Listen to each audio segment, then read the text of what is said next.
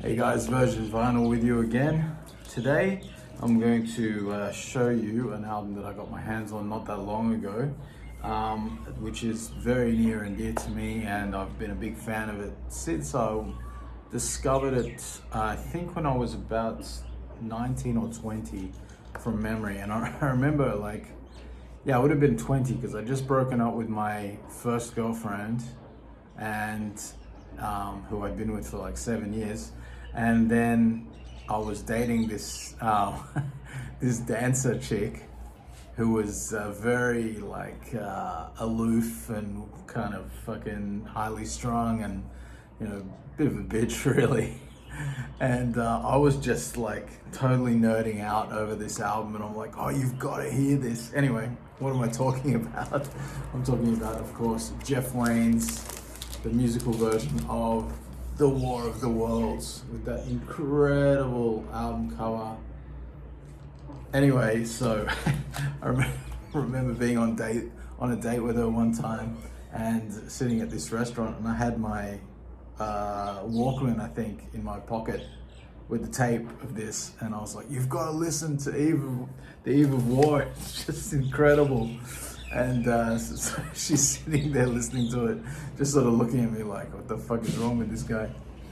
Anyway, needless to say, that relationship didn't go very far, but the relationship I have with this album went a long way, and it still endures to this day. And I'm really happy to have it on vinyl, because the vinyl edition of it is incredible. Let's have a bit of a look.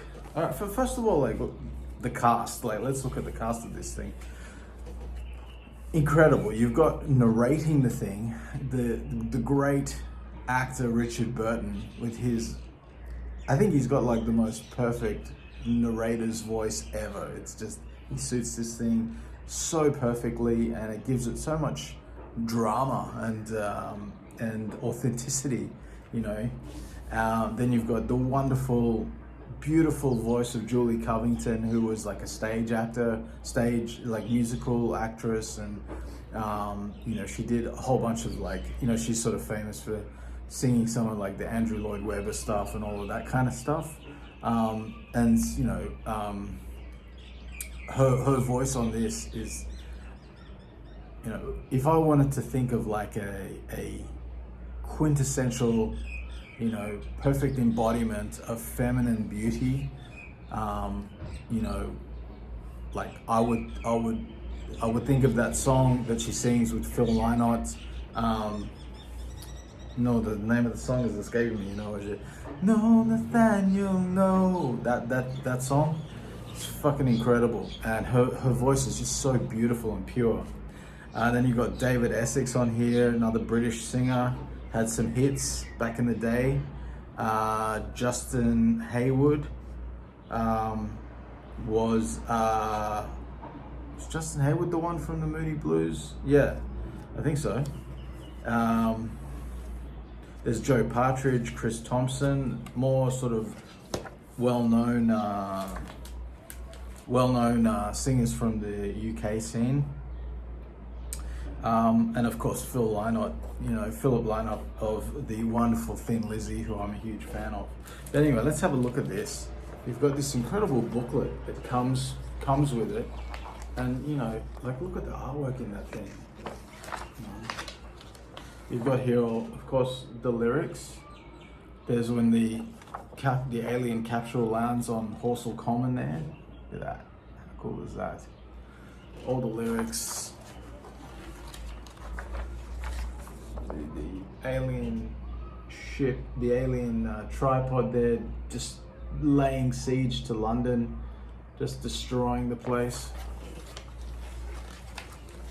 Not siege, it's like laying fucking full-blown attack, not a fucking siege.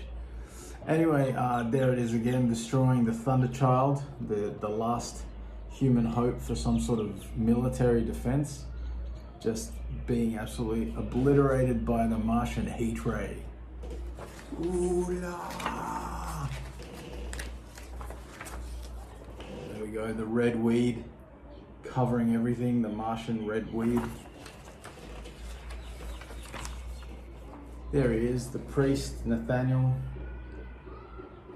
And I think that's meant to be his, what is that he's got there? Is that his dead wife, I guess, after she dies? I don't know, but it's a great image there.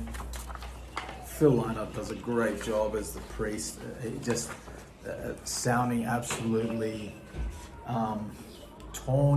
mentally torn to shreds, you know, just a broken man. And Phil's breaking, crackling voice. It sounds like Phil, like at times it sounds like he must have had like a bit of a flu or something when he was recording it, because his voice is so raspy and breaking and on the edge of completely falling apart. But that just adds so much character to the whole thing. I fucking love it. There is the Brave New World, you know, that the artilleryman is telling the narrator all about. That of course is a pipe dream. And that's it, the final, when the Martians are finally defeated, not by man, not by our genius or our technology, but by bacteria. Fantastic story. I don't know, some of you probably don't know it. There's the inside there. Absolutely beautiful, amazing artwork. You know,